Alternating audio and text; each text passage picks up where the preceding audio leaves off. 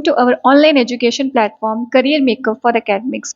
जैसा कि हमने स्टार्ट किया था क्लास 10 का बायो का चैप्टर लाइफ प्रोसेस, उसमें हमने लास्ट लेक्चर में कवर किया था बेटा फोटोसिंथेसिस के steps.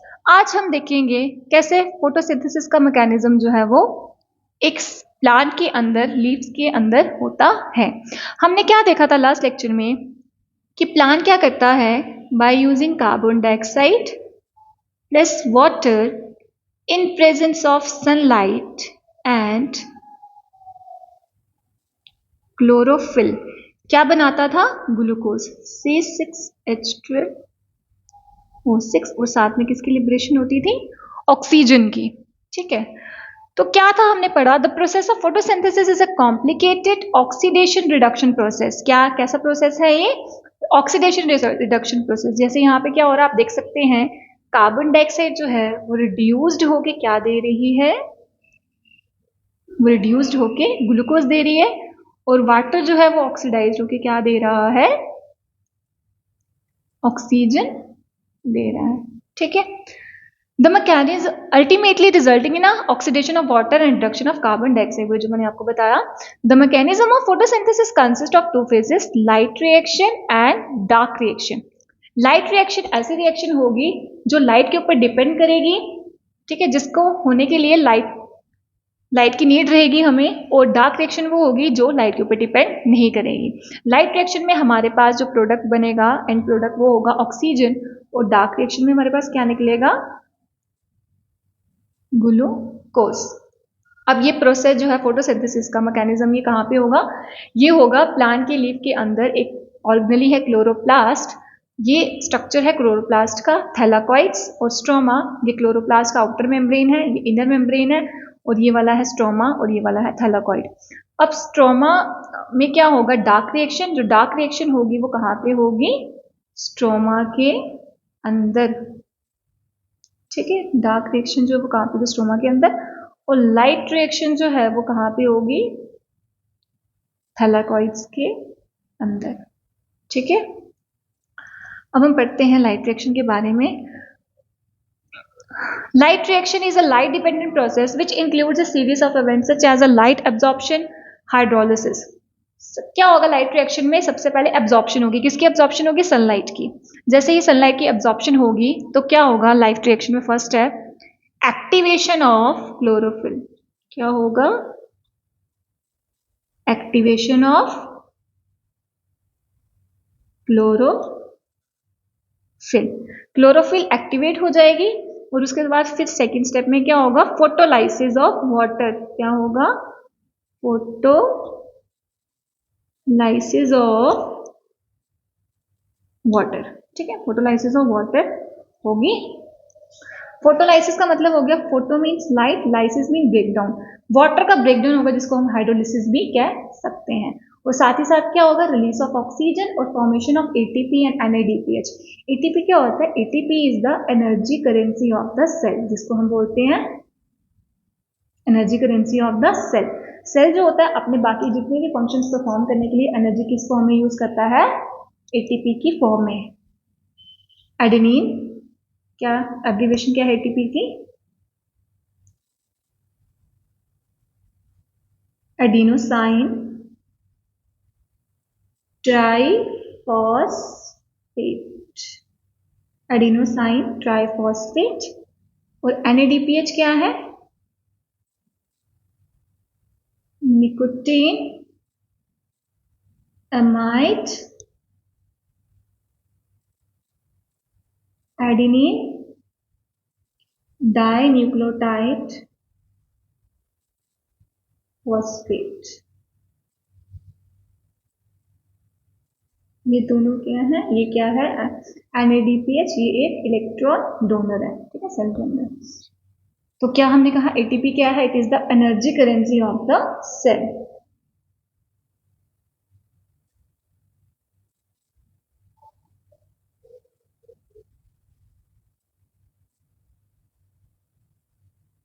It is the energy currency of the cell.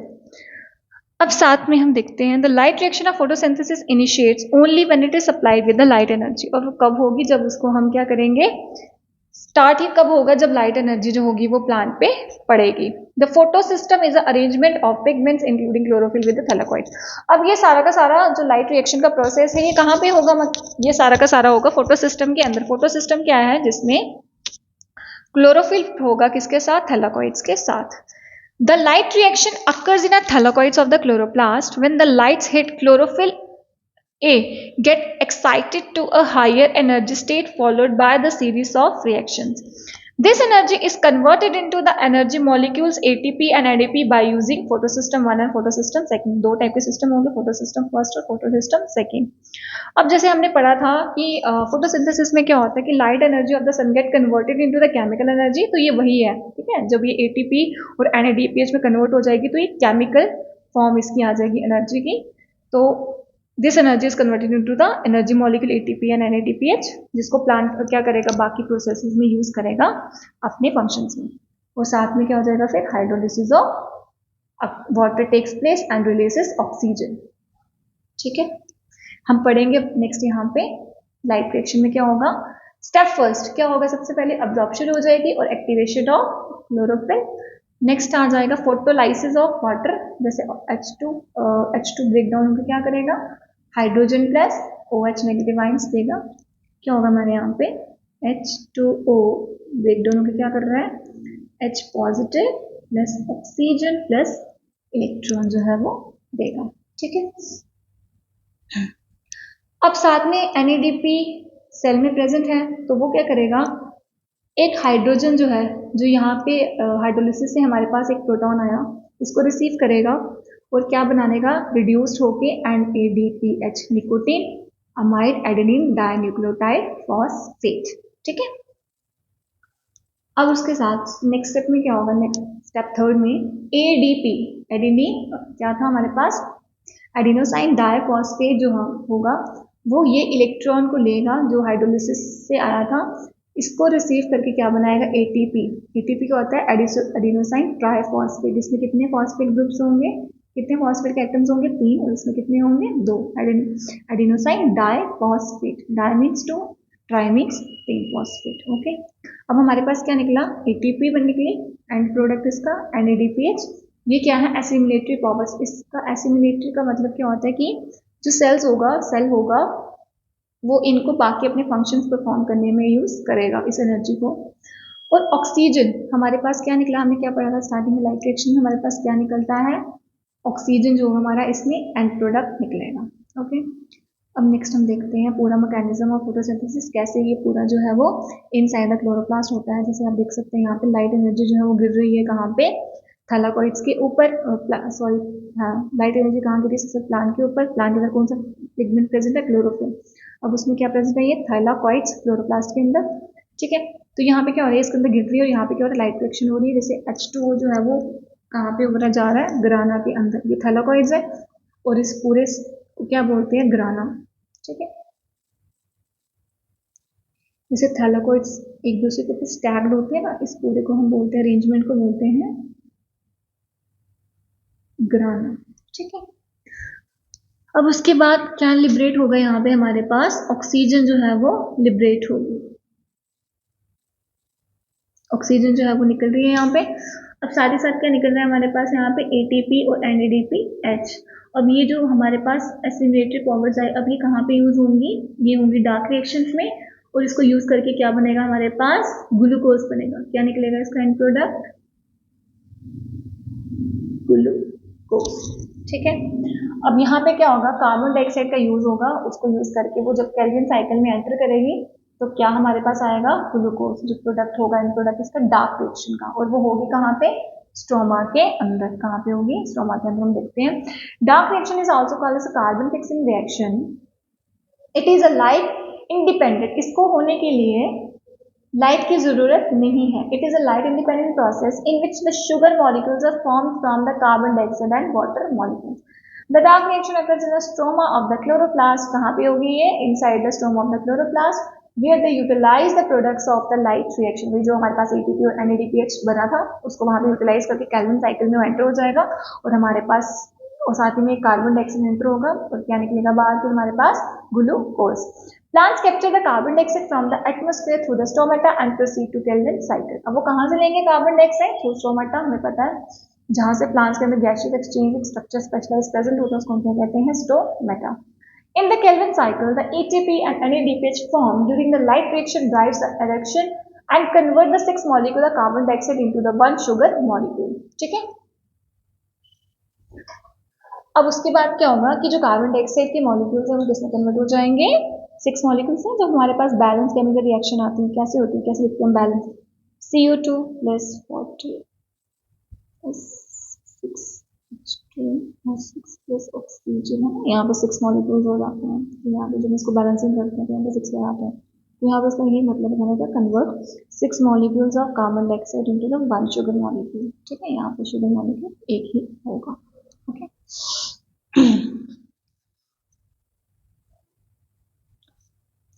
अब साथ में हमने क्या देखना है यहाँ पे? जैसा हमारे पास क्या था हमने देखा, एक सेकंड में इसको इरेज कर लूं. क्या पढ़ा हमने कि डार्क रिएक्शन में क्या होगा कि जो हमारे पास लाइट रिएक्शन के एटीपी और एनएडीपीएच को यूज करके हम क्या बनाएंगे? ग्लूकोज. कैसे बनाएंगे? एक सेकंड एटीपी प्लस क्या बनाया हमारे पास लाइट रिएक्शन में? NADPH. और साथ ही साथ क्या यूज होगा? कार्बन डाइऑक्साइड, जो कहाँ से आ जाएगा? एनवायरमेंट से प्लांट ले लेगा और इसको यूज करके क्या बनाएगा? C6H12O6 प्लस, ठीक है, प्लस क्या बनाएगा? ATP plus NADP. अब आप यहाँ पे क्या बनाया? Adenosine diphosphate. और ये जैसे पहले था आपकी ओरिजिनल पुरानी फॉर्म में आ गया निकोटिनामाइड एडेनिन डाइन्यूक्लियोटाइड फॉस्फेट. अब ये एटीपी जो होगा अपना इलेक्ट्रॉन इसको दे देगा, अपना एक इलेक्ट्रॉन इसको डोनेट कर देगा और ये अपना एक हाइड्रोजन जो है इस ग्लूकोज को दे देगा और खुद क्या हो जाएगा? ये ऑक्सीडाइज्ड हो जाएगा और ये कार्बन डाइऑक्साइड के साथ रिड्यूस्ड हो जाएगा. ठीक है. तो यहाँ पे हमारे पास क्या निकला? फाइनल प्रोडक्ट डार्क रिएक्शन का ग्लूकोज. ठीक है. अब हम देखेंगे हमारे पास, इसको एक इरेज कर लेते हैं ना, यहाँ पे लिख लेते हैं. यहाँ पे जगह है क्या बना हमारे पास? रिएक्शन क्या थी? कार्बन डाइऑक्साइड प्लस वाटर तो गिव्स ग्लूकोज प्लस ऑक्सीजन, है ना. अब यहाँ से क्या होगा? H2O जो है ना, ऑक्सी हाइड्रोजन का ब्रेकडाउन, इसलिए ये कहाँ पे हो रहा है? ये हो रहा है लाइट रिएक्शन के अंदर.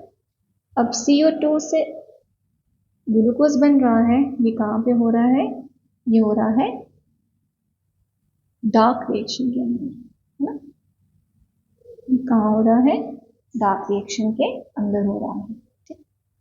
अब ये ग्लूकोज जो बना प्लांट के अंदर, अब ये किस फॉर्म में रहेगा? ये रहेगा स्टोर्ड फॉर्म में, स्टार्च. क्या बोलेंगे इसको हम? स्टार्च की फॉर्म में ये जो होगा ये ग्लूकोज रहेगा. ठीक है. पैक्ड फॉर्म में बड़े सारे ग्लूकोज सब यूनिट्स मिलके क्या बनाएंगे? एक स्टार्च की फॉर्म बनाएंगे. क्या बनाएंगे? स्टार्च. और जब भी प्लांट को यूज करना होगा तो हम इसको यूटिलाइज कर सकेगा इसका ब्रेकडाउन करके. अब हम पढ़ते हैं डिफरेंस बिटवीन लाइट रिएक्शन और डार्क रिएक्शन, जिससे हमने पुराना पढ़ा है उसकी रिविजन हो जाएगी आपको. It takes place only in presence of sunlight. इसको होने के लिए सनलाइट चाहिए और इसको होने के लिए नहीं चाहिए, जरूरी नहीं है. It is a photochemical, light चाहिए इसको, ब्रेकडाउन होगा. ठीक है. ये क्या है? बायोकेमिकल है. It takes place in a grana of the chloroplast. It takes place in a chloroplast के स्ट्रोमा में होती है. अब ये क्या यूज, इसमें क्या होगा? NADP यूटिलाइजेस, है ना, H positive ions to form NADPH. और जिसमें क्या होगा? Hydrogen of NADPH combine with the CO2, वे जो इसके साथ कंबाइन कर देगा. The end product of ATP and NADPH. इसके एंड प्रोडक्ट क्या होंगे? ATP and NADPH help in formation of glucose. अब इसका एंड प्रोडक्ट क्या होगा? ग्लूकोज होगा. ठीक है. हाइड्रोजन में, इसमें ऑक्सीजन में लिबरेट होगी. The water molecule split into the hydrogen and oxygen. अब इसमें क्या होगा? Glucose is produce, CO2 is utilised in the dark reaction.